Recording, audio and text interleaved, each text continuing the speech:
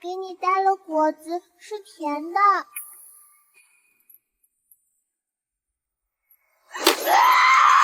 走开！都给我走开！疯婆娘，老子就等着这丫头赚钱，砍断老子的财路，信不信老子让你连这条命也没了？我娘是大魏最尊贵的长公主，可娘亲在5年前私自离京，遭逢意外，娘亲被拐带到了无边炼狱。那个本应该是我爹的男人，将她锁在不见天日的地窖中，她逃无可逃。自懂事起，娘亲从未抱过我，爹也不喜欢我。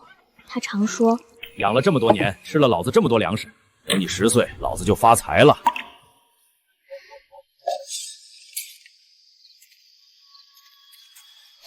老子警告你，要是再敢去找死，我就不给你饭吃了。早说了吧，这种货色不能买。瞧瞧，我家那婆娘多听话，生完闺女又乖乖给我添个崽儿，现在还不是洗衣做饭伺候爷们儿。若非你当初给我出主意，叫我骗她，生个孩子就放她走，再熬也还不是给我生了个丫头。就是可惜，拿着疯女人没办法，死活不给我留个后。你娘吃你给的果子了吗？没有，娘还是不喜欢我。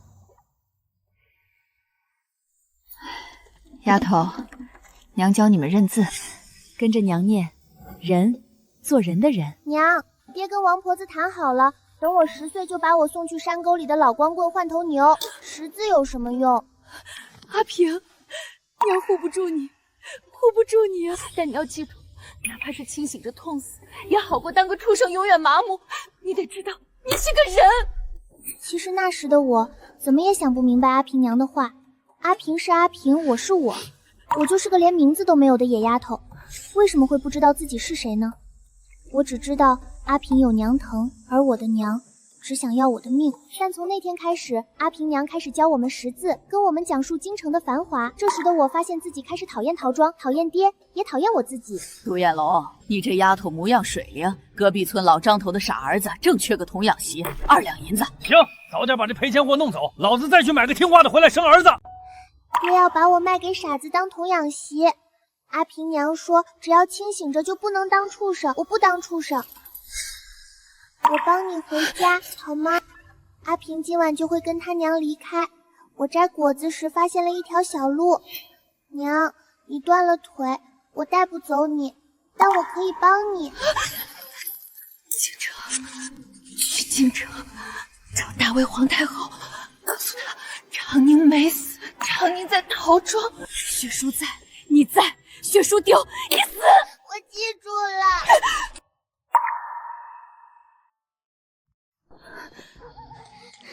好丫头，没惊动那2个活娘忘吧？他们醉了。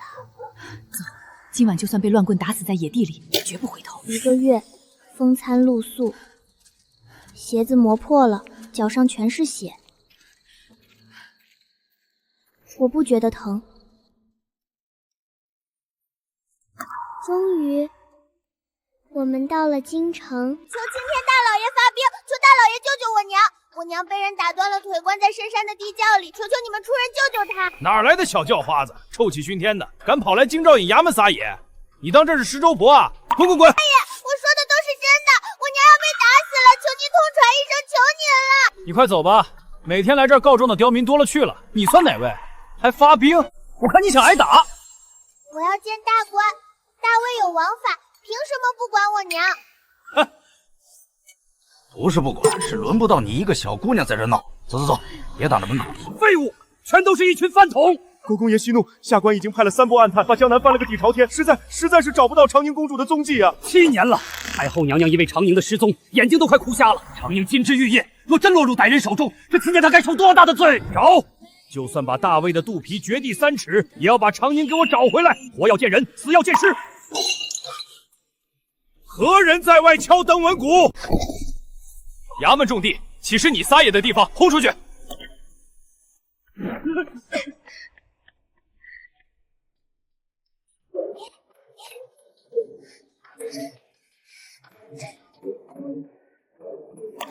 要见大官！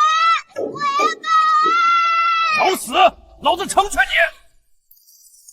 我替我娘报案，她在陶庄，求求你们了，快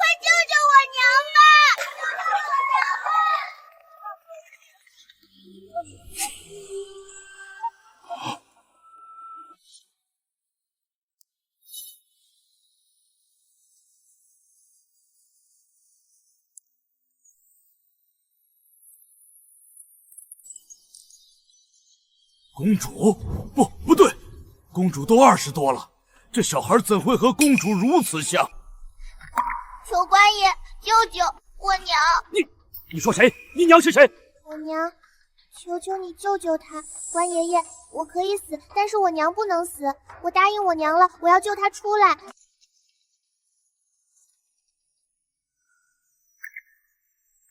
长宁，我的长宁啊！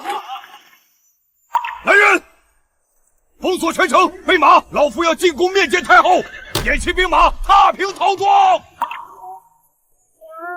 娘回家了。你说这小孩是谁啊？他怎么会喊公主是娘？谁知道呢？万一是公主在外心善，收养了个孩子呢？主子说先把他关起来，这也没说关到哪里，可不就是来了我们牢里？小老鼠，快吃吧，这肉可真香！我长这么大，从来没吃过这么香的肉。那个白胡子官姥姥哭得那么伤心。小老鼠，你说她被救回家了吗？她能和家人团聚了吗？太后驾到！大胆！太后娘娘面前还不如实跪下，竟敢冲撞凤驾！抬起头来，娘娘叫你抬头，聋了吗？像，这双眼睛太像了，这是哀家长宁的眼睛啊！她回家了吗？太好了，她能回家就好。那我可以走了吗？我还得回去，她应该不想看见我。你回不去了，陶庄所有人涉及到人口拐赛全被打入大牢，而你要跟我回去吗？我无法拒绝，只是见我回去后，你也见不到他。但我能第一时间知道他过得到底好不好。母后，您真是糊涂啊！朕的亲妹，一国公主，被那山野刁民折磨了整整7年，双腿尽断，至今昏迷不醒，只能静养在行宫。朕派人处置了那群刁民，可母后呢？还将那山野恶人之女养在宫中，她生下来就是一个污点。朕念她送信有功，可以不追究，但这皇宫绝不能留她。出来吧。感激太后娘娘将我带回来，这份恩情我死也记着。但昨日背的第3首诗可还记得？记得石台应可颤，从之醒一潘，清溪归路直，乘月夜歌还。你虽救了长宁，但你生来便是一场洗不净的冤孽。从今往后，你就随国姓，赐名洛渊，便是我大魏的郡主了。洛渊，谢太后赐名。下去吧，摒弃杂念，好好梦诗抄经。没有哀家的旨意，不得踏出西殿半步。是。7年，我在这皇宫中待了7年，我从未见过他，偶尔能带外头的声音。据说他过得很好，没人知道我的存在，也不会有人知道。太子殿下，殿下使不得啊！这西殿是禁地，太后娘娘千叮咛万嘱咐，绝不能随便闯入啊！笑话，这大魏的皇宫还有姑去不了的地方。殿下，里面住的是那位小郡主。什么小郡主？姑倒要看看皇祖母到底在这破院子里藏了什么见不得光的人。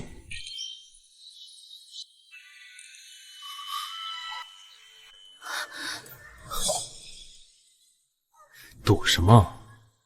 姑有这么可怕吗？太子殿下，您快出来吧，这可是西殿，若是被太后娘娘知道了，奴才们有10个脑袋都不够砍的。笑话，皇祖母最是慈爱，又怎会生姑的气？问你呢，这位小郡主，你叫什么名字？这字瘦骨清向，藏锋不露。小郡主，你的字写得真好看。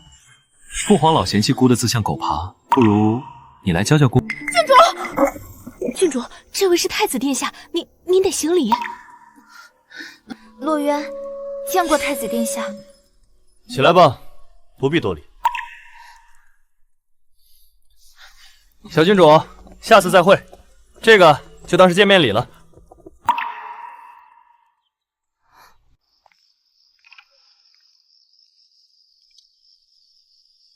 太后娘娘，长宁公主如今总算是敞开心扉了。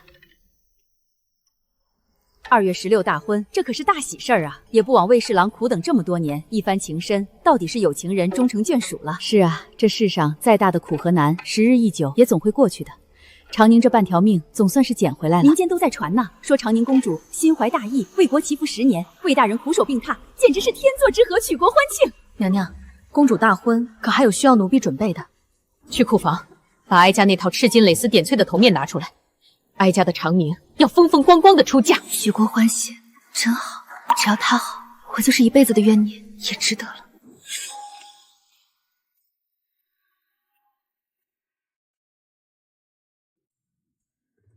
阿婉，贺人新婚的吉祥贺礼通常都有什么？奴婢也不清楚，不过从前未入宫时，见家里娘亲送新婚贺礼，大多会在礼盒外附一枚同心结。至于礼物嘛，布局什么的，小郡主，您怎么突然问这个？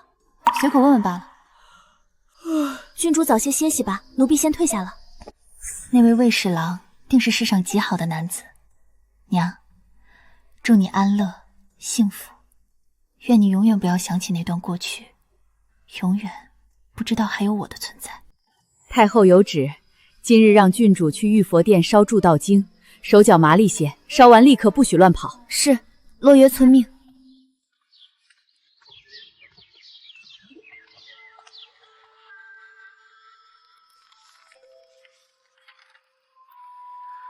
愿神佛庇佑，长宁公主岁岁平安，灾厄尽消。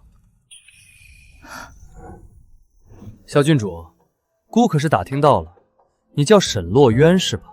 哪个渊呀？洛渊见过。行了行了，往后没外人在，别整这些虚头巴脑的礼数，姑看着嫌烦。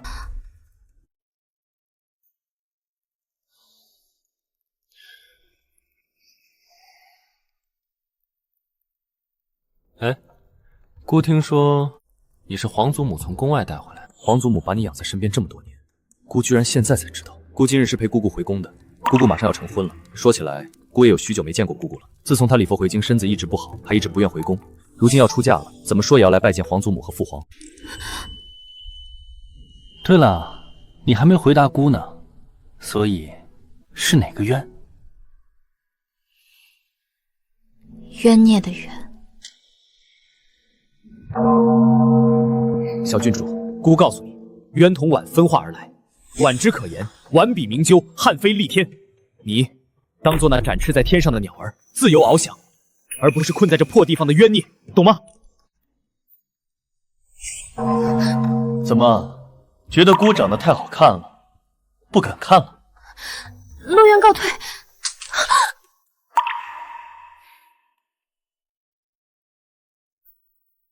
你这是？太子殿下，可以将这枚同心结放到给长宁公主的贺礼之中吗？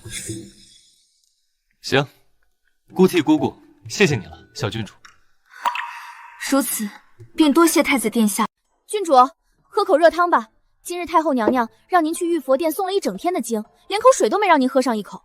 不过，奴婢刚才听说长宁公主要出嫁，今日在娘娘宫里待了一整天呢。是吗？原来竟是她来了吗？不过也是，想必她也不想看见我还活着吧。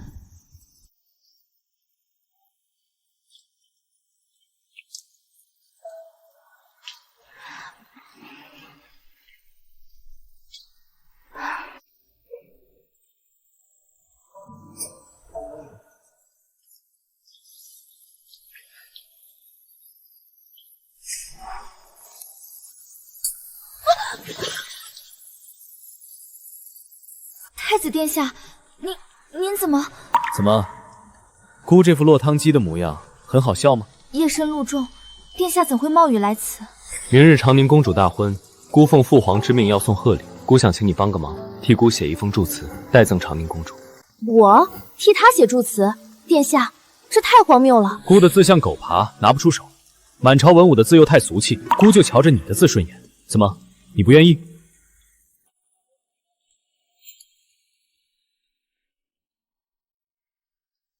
殿下，这封祝词我写不了。我一个生来便带着冤孽的人，有何资格去写祝词？我的字只会脏了公主的眼，毁了她的好心情。沈洛渊，抬起头来！谁说你没资格？在姑眼里，真心所祝已是世间至彰。这字是以姑的名义送去，她不会知道是你写的。若真能给她带去祝饭，不正是你心中所愿吗？银镜台前人似玉，金鹰枕侧雨如花。白首齐眉鸳鸯比翼，青阳启瑞桃李同心。文窗绣户垂帘幕，银烛金杯映翠眉。好一个云中双鹤，比那些俗气的鸳鸯强100倍。山水天地，人鹤逍遥，只盼他余生自在。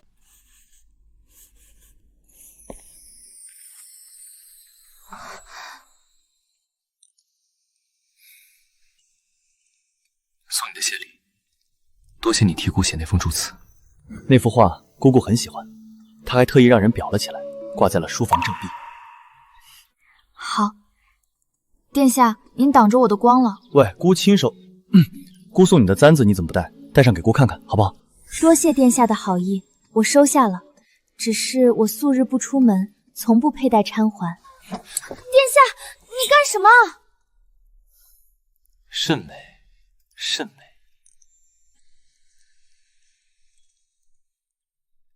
沈洛渊，你怎么这么可爱呀？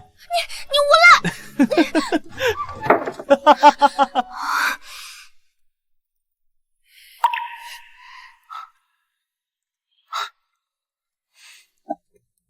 小洛渊，下次再见了。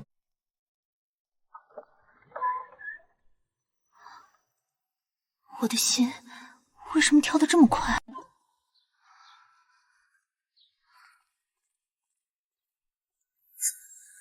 郡主，您怎么脸红成这样？可是昨夜淋雨受了风寒，发热了？没有，您这心跳的连奴婢都听见了。不行，奴婢去请太医，别是生了什么怪病。我没病，不，我是生了病。只要眼不见，心就不烦了。把经书拿来，只要抄书静心，这病就好了。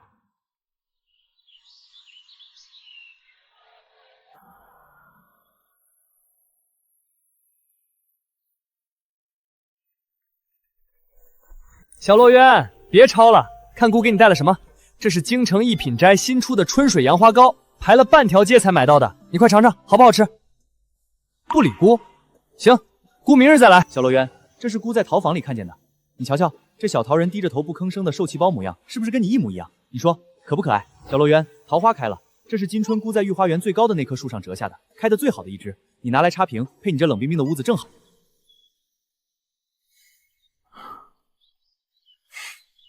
真成了个小哑巴了。罢了，姑先走了，你记得用膳。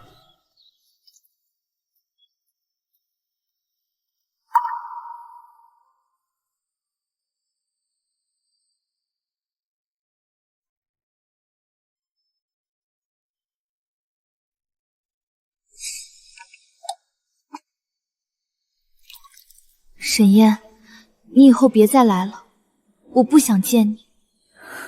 为什么？为什么就是说不出口？哀家许久未考教你的功课了，《诗经·小雅·采薇》，莫来。昔我往矣，杨柳依依；今我来思，雨雪霏霏。行路迟迟，载渴载饥，我心伤悲。怎么不背了？往下背。小洛渊，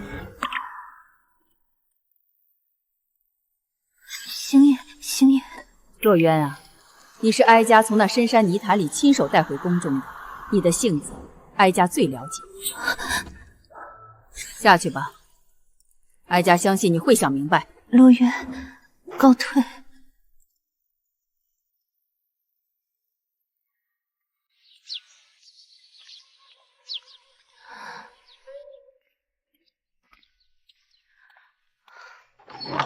郡主，您这是怎么了？太后娘娘可是责罚您了。阿婉，我没事，你放心吧。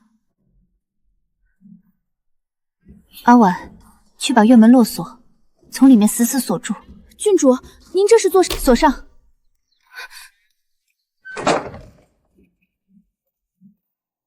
我要替太后抄录一本完整的《清心经》，我要断了这不该有的念想。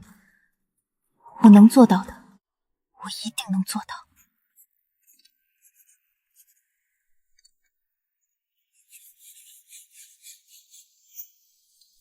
郡主，这是殿下命奴送来的。殿下还说，郡主若有事，可吩咐奴。没有，我什么事都没有。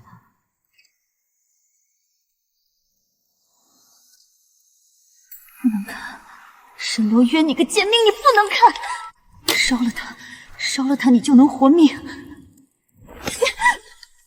我做不到，我做不到。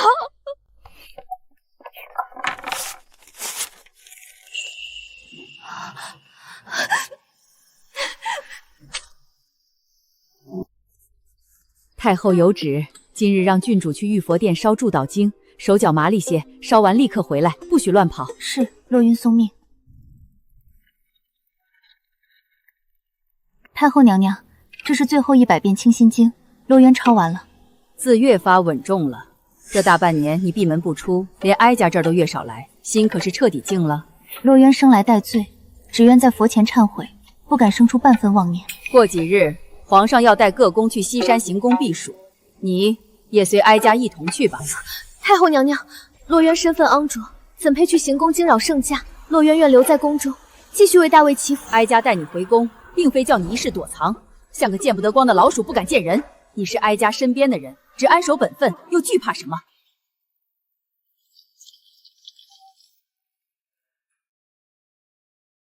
陶家岳西总驾，山玉英熙自修，这可是顶顶有福气的名字。听说长宁公主对这小郡主疼得如珠如宝，含在嘴里怕化了。对了，太子殿下不是南下巡盐去了吗？听说路上遇到了动乱，也不知道张大哥有没有事。你这丫头一天天就关心这些，我看你啊是春心萌动，真喜欢上那个侍卫营的张大哥了吧？你讨打。不过你懂什么是喜欢吗？我怎么不懂？喜欢就是常常牵挂他，担心他，想着他时会欢喜也会烦恼，有时想不想他，可又总是忍不住想着他。姐姐，你说我和他会有结果吗？宫女和侍卫哪来的结果？我就看一眼，看完了我就走。都机灵点，今日是嘉玉小郡主的百日宴，谁敢戳了岔子，自吸你们的皮。今日风大，你身子骨弱，仔细对等。有你在，我什么都不怕。原来他也是会笑的，知道吗？原来大卫最尊贵的长宁公主本该是这般模样。原来他也会用那么温柔的眼神看自己的孩子。似乎8年没见了吧？你看起来过得很好，那我就放心了。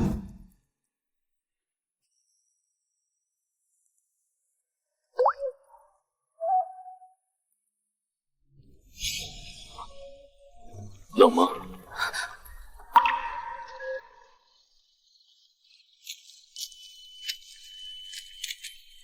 这可是江南最新鲜的莲蓬，你可不知道，姑为了把它们带回来，费了多大的功夫。太子殿下，你怎么……快尝尝，姑亲自去了新的，一点都不苦，很甜的。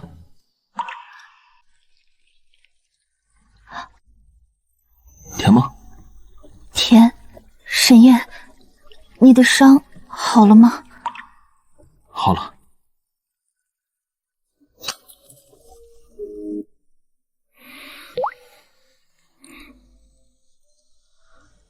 洛渊，你也是喜欢我的，对吗？你生来便是一条洗不净的冤孽，你去死！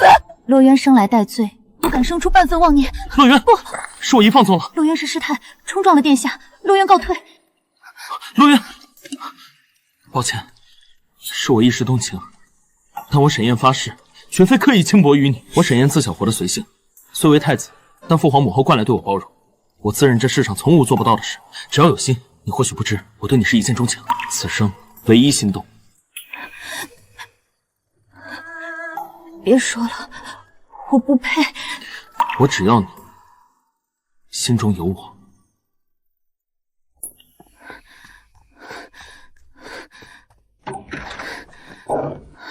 郡主，您这是怎么了？外面有贼人吗？阿婉，郡主没时间说这些了，出大事了！皇上突然下令，行宫里的主子们连夜拔营回宫了。皇上也回来了。不仅如此，奴婢刚才去御膳房听前朝的小太监说，北狄打过来了，来势汹汹。短短几天，咱们大魏已经丢了2座城池了。北狄？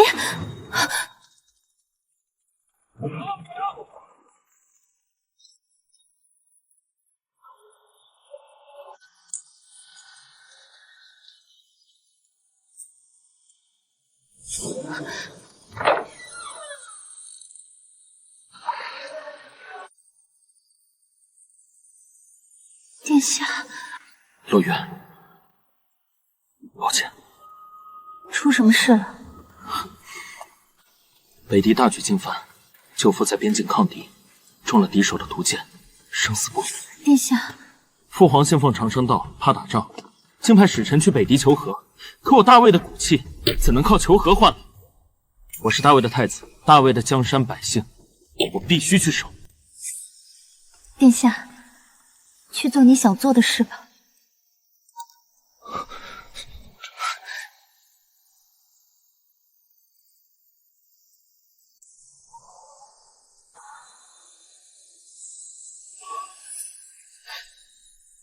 你大半夜睡觉，带着姑送的簪子。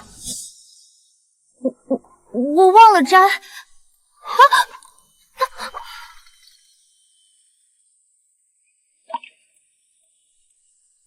陆远，我要走了，等我会平安归来的。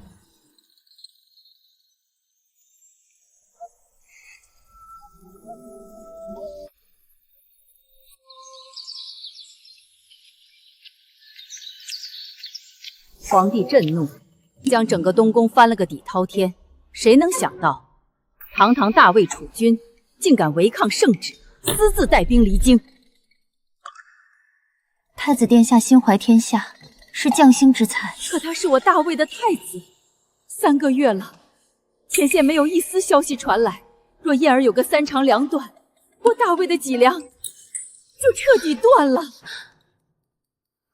皇帝派去北狄求俄的使臣回来了，北狄开了条件，要割让2座城池，还要大魏送一位尊贵的公主去和亲，才肯签10年止割之约。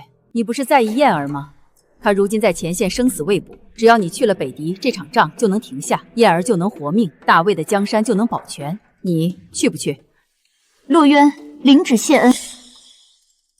去吧。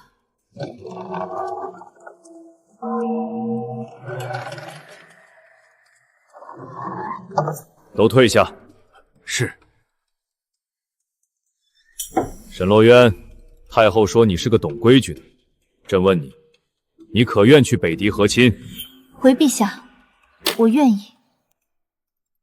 算你识相，你本就是个不该活在世上的孽种，能为大魏换来10年的太平，是你的造化。陛下错了。放肆！你敢顶撞朕，你找死！我愿意去和亲，绝不是为了替我自己赎什么罪，更不是为了成全陛下那可笑的10年太平。你找死！敢问陛下，割地赔款、送女求和换来的太平能有多久？北狄狼子野心，一旦让他们喘过气来，必将直捣黄龙。我大魏将士在前线抛头颅洒热血，太子殿下哪怕抗旨也要死守国门。他们要的是告诉全天下的百姓，大魏没有抛弃他们。陛下或许不忍战事连绵，但更应明白，一时的安慰绝非一世的安慰。我沈伦洛渊愿意去，是为了给边境苦战的将士争取一个喘息反击的机会。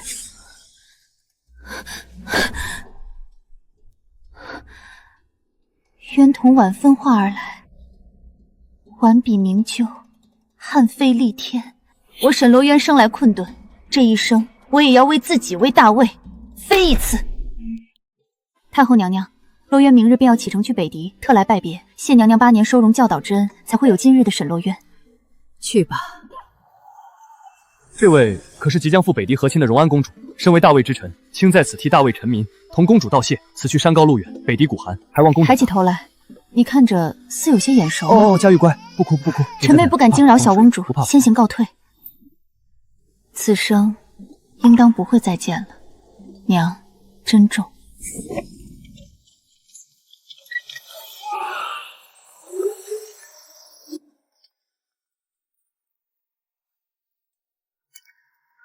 郡主，是太子殿下。孤听闻荣安公主和亲途经此地，特来送公主一程。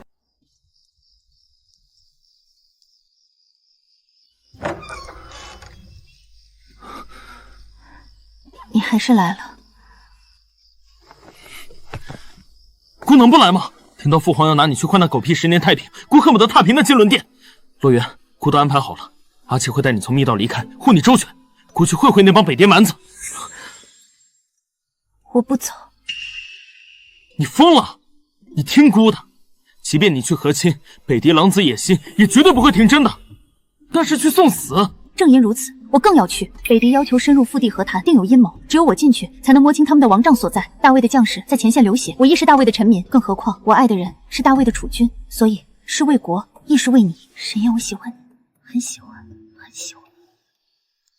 记住，沿途留下记号，等姑一定带你回家。送亲队伍，止步！皇有令，大魏人不得入我北狄腹地。公主和2位使臣蒙上眼睛，跟我们走。放肆！自古和谈皆在交界处，你们突然改口，如今还要蒙眼，简直欺人太甚！到了这儿，规矩由我们定，不想去那就开战。住手！我跟你们走，蒙眼便是。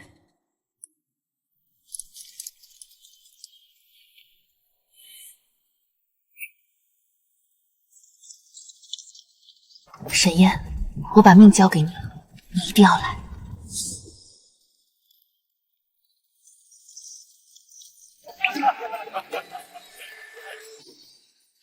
大王，我国荣安公主已至，关于2座城池及10年止耶之约的和谈契书，大王何时用印？急什么？眼下歌舞社会，使臣难道连这点时间都等不住？事关2国和平，天子之令，不得不从，还请大王明示。大魏的皇帝是个软骨头，送个女人就想打发本王。大王既然答应和谈，又引我入王帐，莫非是要食言而肥，让天下人耻笑北狄言而无信吗？言而无信，本王从不食言，只是本王的床榻上不睡宿敌的女人，万阳毒蛇在枕边，绝无。大王，你这是何意？赐酒，这酒里有药，公主不能喝。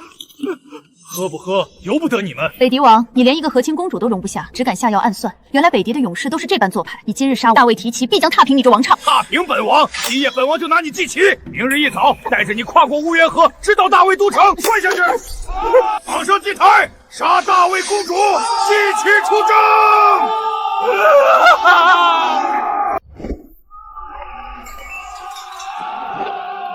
夜半了，风向变了。沈燕，你快到了吗？大魏的公主，这草原的风吹得你发冷了，马上你的血就会洒在这乌渊河畔。北狄王，你高兴得太早了，我大魏的火比这风更烈。死到临头还嘴硬，来人，举火把！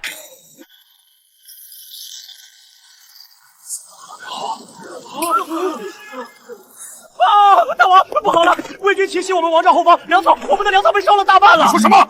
大魏军怎么可能越过防线找到王帐？是你留下的记号。我说过，大魏铁骑必将踏平你的王帐。本王先宰了你！若这是注定的结局，沈燕，愿有来世吧。什么人？什么人？有刺客！保护本王，亡我者死！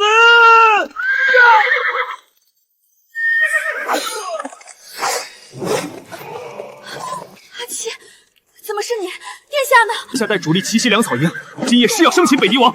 他命属下就算豁出生命，也要护送公主突围。驾！给本王抓住他们，绝不能让大魏的公主跑了。阿七，放弃！北狄大军数万，殿下只有几千轻骑，他会不会有危险？公主放心，殿下早已布下天罗地网，今夜就是北狄的死期。我们先撤。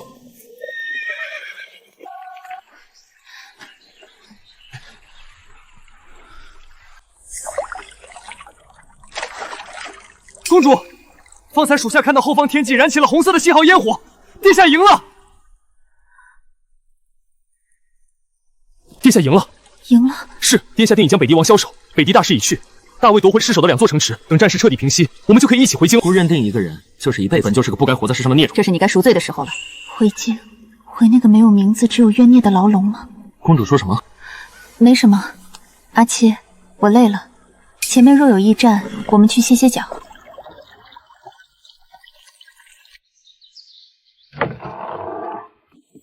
公主，这荒郊野岭的，只有这些粗鄙之物，委屈您将就一口。等殿下的人马赶到，我不饿。阿七，我不想吃这个。那公主想吃什么？属下去想办法。我想吃城南一品斋的春水杨花糕。公主，这里离最近的城池也有30里地，一品斋更是京城才有的。我就是想吃糕点，随便什么糕点都行，只要是甜的。昨夜我以为自己要死了，嘴里到现在全是血腥味儿。阿七，你连这点要求都不能满足我吗？属下这就去前面的镇子买糕点，请公主在房内锁好门，千万不要走动。属下不敢，前面20里外的镇子上应该有糕点铺，属下脚程快，这就去给公主买，请公主在房内锁好门，千万不要走动。去吧，我等你。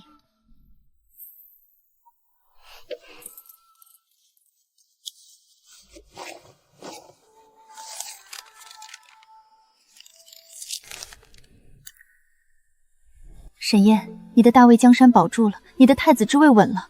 我不属于皇宫，那里已经没有我留恋的东西。若两相陌路，祝君安好。去江南，越快越好。好嘞，姑娘坐稳了，下。洛渊，听说打了胜仗，这下你应该放心了吧？大魏军猛如虎，太子提剑斩单于。天下太平，真好。沈燕，你做到了。唉，童言无忌啊！世人只知胜仗之喜，却不知这大胜背后的惨烈。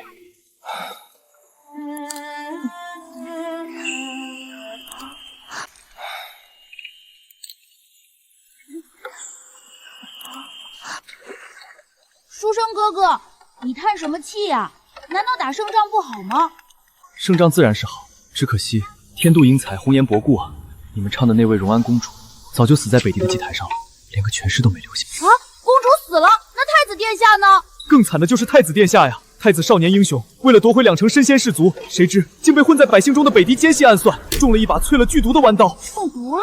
那后来呢？治好了吗？那毒太烈了，太子殿下硬生生带着伤撑着打完了胜仗，可等他回京述职之后，便一病不起。听说就在半月前，东宫已经挂起了白伞，太子殿下已经魂归天地了。大魏痛失储君，举国同悲呀！沈燕，陆渊死了。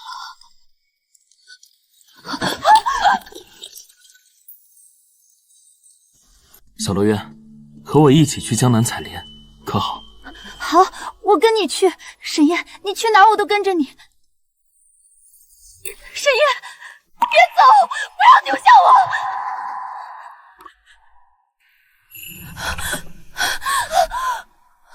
我的火祖宗，你总算是醒了。你知不知道你吐血昏迷了3天3夜？大夫说你急火攻心，再不行就准备办后事了。阿平，京城有消息吗？那个书生说的不是真的，对不对？太子他是不是？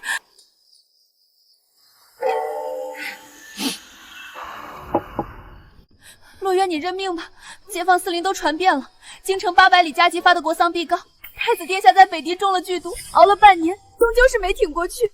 半个月前，东宫就已经挂满白帆了。不可能，他骗我，他怎么敢死？洛渊，你哭出来吧，你为了大魏连命都不要了，最后却落得这么个下场，老天爷真是不公平啊！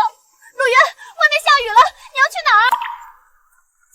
卖莲子喽！江南刚采的白胖莲子，不苦不涩，甜到心里头喽！甜吗？甜。沈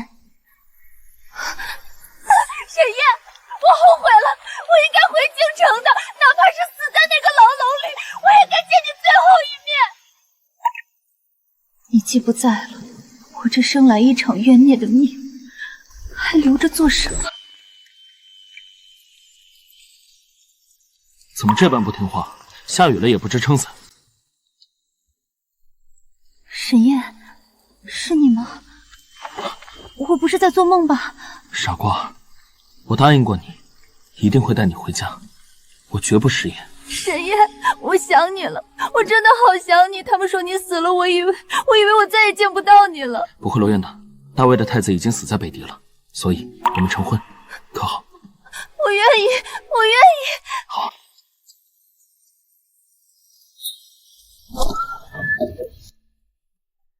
那传闻说你中了剧毒，是真的？毒是解了，但这身子骨也确实大不如前了。你真的不回去了？大魏的江山，你真的放得下吗？仗打赢了，北狄签了降书，至少未来几十年，大魏百姓都能安居乐业，不会再有生灵涂炭。江山有人守，可你只有我。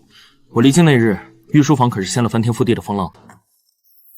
义子，你知不知道你在说什么？朕将大魏的储君之位交给你，你竟敢说你不干了？你要将这江山皇位让给你弟弟？为了一个女人，你连江山都不要了？信不信朕现在就杀了你？父皇，儿臣多年受皇家生养之恩，而家国危难以命相搏，绝无怨言。可如今战事已平，大魏盛世将至，儿臣这具残躯只想去寻那等我之人，请原谅儿臣不孝。住手！皇帝，你真要逼死你的嫡长子吗？言儿九死一生，为大魏拼出一个太平盛世，他欠大魏的早就还清了。皇帝，大魏的太子并非非燕儿不可，你膝下还有其他皇子，皆有优秀之辈。沈燕不做太子，不在皇城，也会永远是哀家的孙子，是你的儿子。放他走吧。滚出京城！所以你真的连太子都不做了？那可是天下最尊贵的位子，为了我，值得吗？天下最尊贵的位子，哪有我怀里的人尊贵？父皇的儿子多的是，少我一个大魏亡不了。可你沈洛渊不能没有我。别哭了，明日就是我们的大婚之日，新娘子把眼睛哭肿了，可就不好看了。洛渊，殿下，外面来了个眼生的商户，丢下这个盒子就跑了，说是京城来的贺礼。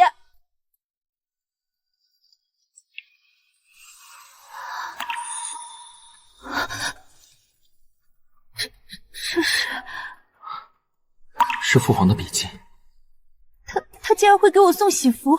他不是说我是个不该活在世上的孽种吗？他怎么会？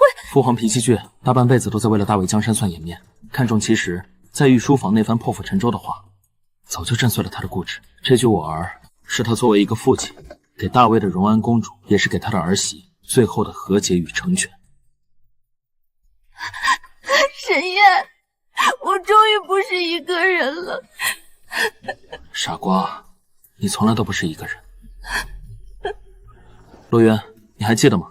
以前在宫里，你总爱低着头，把自己藏在阴影里。你曾对我说，你觉得你生来就是一场洗不尽的冤孽，注定要一生悲切。那如今呢？如今，我觉得我是自由的鸟儿。傻瓜，我早就知道了。知道什么？在我心里，你从来不是什么冤家，你一直是最好的。沈燕，我在。天高鸟阔，时日悠久。沈燕，愿与君长相守，白首不相离。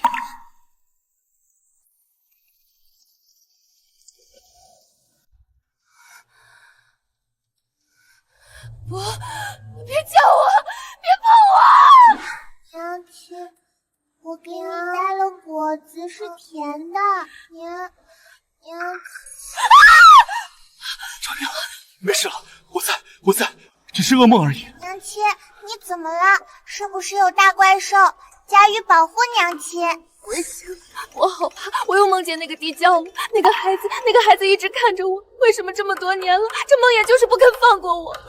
太医太说了，但都过去了。你这是心病，你的腿已经好了，我们有了佳玉，以后的日子只会是好好的，别怕。这里就是母后当年从宫外带回来的那个孤女住的地方吧？听说她后来被皇兄封中荣安公主，替大魏去北狄和亲，战死了。你是谁？在这里做什么？奴婢阿婉，见过长宁公主。奴婢从前是伺候荣安公主的，如今公主不在了，奴婢闲暇时便来打扫打扫她曾经住过的地方，顺便把她留下的字画拿出来晒晒。这字迹怎么会这样？我公主府的书房正壁上挂着太子沈燕送我的新婚贺礼，那幅画上的字迹跟这个一模一样。本宫问你，这些字画到底是谁写的？回公主，也就是荣安公主，在宫里的这些年，自己一笔一画写的。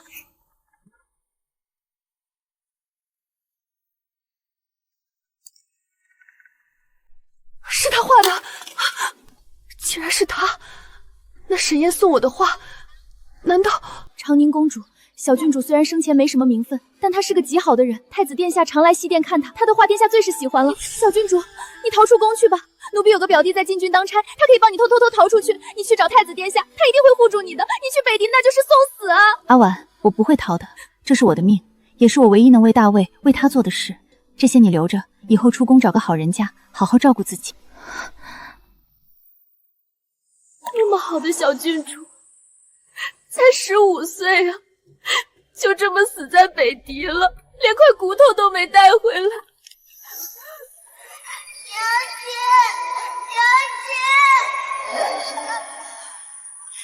娘亲，不可能，怎么可能是他？他没死，他就是那个孽种！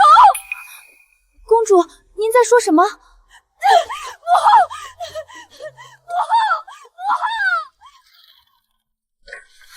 都给我滚出去！你骗我，你们全都在骗我！母后，那个代替大卫去和亲的荣安公主到底是谁？既然已经猜到了，又何必来问哀家？真的是他！你们居然把他带回了京城！为什么要把我的耻辱带回来？为什么要把他养在我的眼皮子底下？他是我这辈子最恶心的噩梦！你们让他活着，就是为了时时刻刻提醒我，我曾经在那深山老林里被那些畜生糟蹋过吗？放肆！长宁，你疯够了没有？你以为哀家想把他带回来吗？你以为哀家看到他就不心痛你的遭遇吗？可是长宁，当年你在地牢里生不如死，是谁用命护着你的一封血衣，这个辗转千里从那个吃人的魔窟里爬出来，跑到京城来告状的？哀家当初见到他时，他瘦得皮包骨头，满身的伤。可他看着哀家那双眼睛，跟你小时候一模一样。他太懂事了，在宫里8年，他比任何人都规矩，比任何人都卑微。他从来不敢多走一步路，多说一句话。哀家说他是一场冤孽，哀家让他去和亲，是为了大卫，也是为了所谓的皇室尊严。哀家以为这是他最好的神器。别说了，我不想听。他为什么不去死？他死了，这一切就不存在了。他死了，长宁，他已经死了。皇帝亲口告诉哀家的。他为了给燕儿争取奇袭的机会，深入敌营，留下了记号。最后他被北狄人活活祭了旗，连个全尸都没留下。祭旗？你这辈子觉得屈辱，可他用一条命替你洗刷了所有的耻辱。他替大卫换来了太平，连你最恨的皇帝都在大殿上破天荒地赞了他一句英业。长宁，错的到底是谁？难道是那个一生下来就身不由己的孩子吗？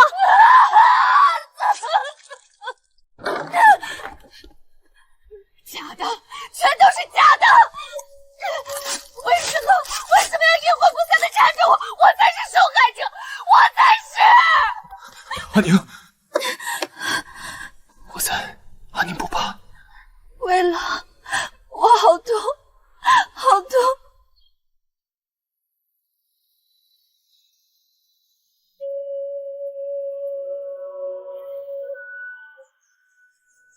娘亲，花花，给娘亲戴。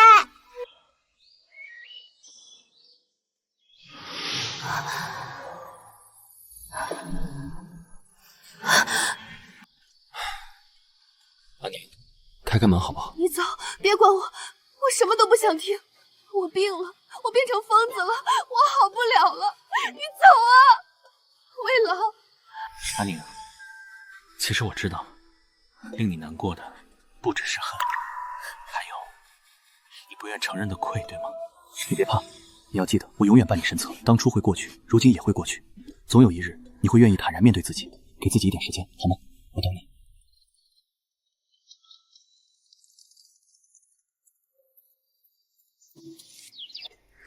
魏郎，我听说江南新下的莲花开了极美，我想带佳玉去趟江南。好，你说去哪儿，我们就去哪儿。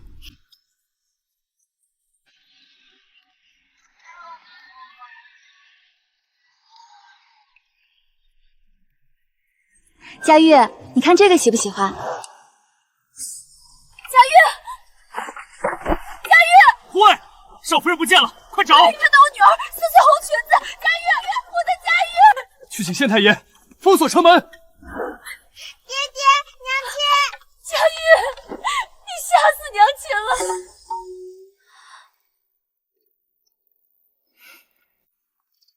去追他吧，我和佳玉在这里等你。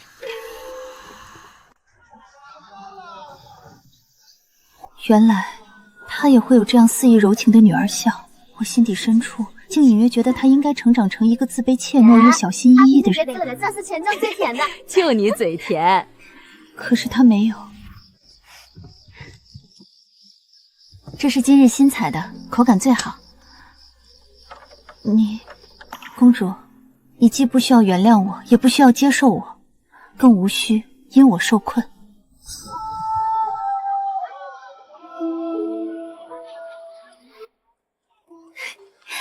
夫君，我好喜欢你啊！